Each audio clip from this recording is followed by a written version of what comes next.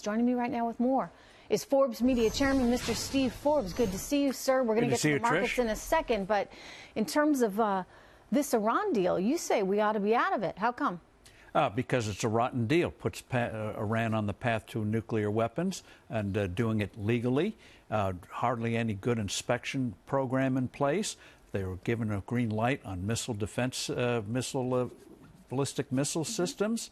So Iran got everything they wanted. That's not negotiating. We just said, what do you want? You have it. Just sign a deal. Well, Macron and the Europeans are saying, well, hey, it's better than the alternative. At least they're holding back on nuclearization, and they worry that if we didn't have this in place, that they would become a far bigger threat in that region. What do you say to that? They're already a huge threat in the region. Just ask the Saudis and the Israelis. So they may come head-to-head, the Israelis and the Iranians in Syria. That's boiling up. So in Iran, in terms of a nuclear program, this legalizes them on a path to nuclearization. Now, Europe loves Iran right now because they have some nice trade deals going on. So one of the key things the president has to do, if he decides not to formally leave the deal, find a way to put more pressure on Iran, such as ratcheting up sanctions on particular Iranians, Iranian companies, and showing, yeah, you have your deal, but you're going to pay for it. You know, we've done deals like this before, right? And Kim Jong-un, who we were just talking about, comes to mind. I mean, how do we make sure that Iran doesn't go the same way as the North Koreans?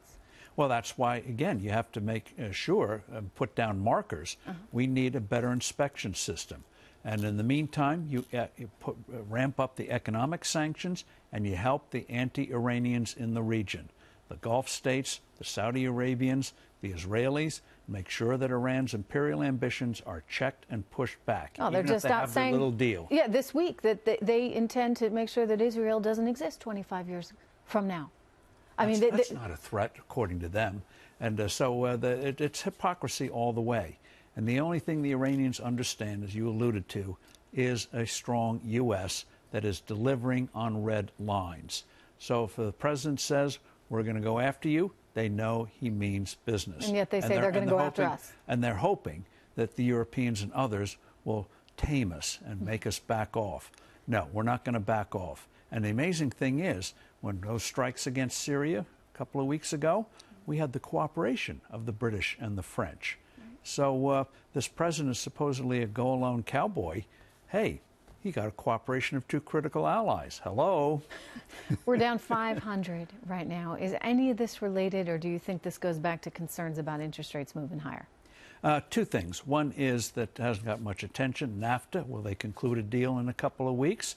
That's weighing over the market. Another thing, though, is that costs are rising up because of a vibrant economy. Interest rates are going up because of a vibrant economy. So it's the very prosperity that has Wall Street worried. Steve, you're glass half full. I am too. I like that because, for goodness sakes, I mean, if yields didn't go up, then my goodness, what kind of economy are we living in? No one wants that. And when you get a market where borrower and lenders set interest rates rather than government bureaucrats at the Fed, that's going to start to help lending to small and new businesses, which has languished for a generation and which is the key to our present and future job creation. And the big companies of tomorrow start as the small companies today. No, absolutely, absolutely. So this is overblown. Down 508 overblown. Any of it tied to China? I mean, the president out today just saying, you know, look, we're going to get a deal with China. Do you think we will? Well, it's going to be a series of deals. And the key thing is, again, what will be the follow-through and making sure they adhere to them. In the past, presidents have been content. Oh, we have a deal, next headline. They don't follow through on the nitty-gritty. I think, as experience in business knows, the deal is just the beginning.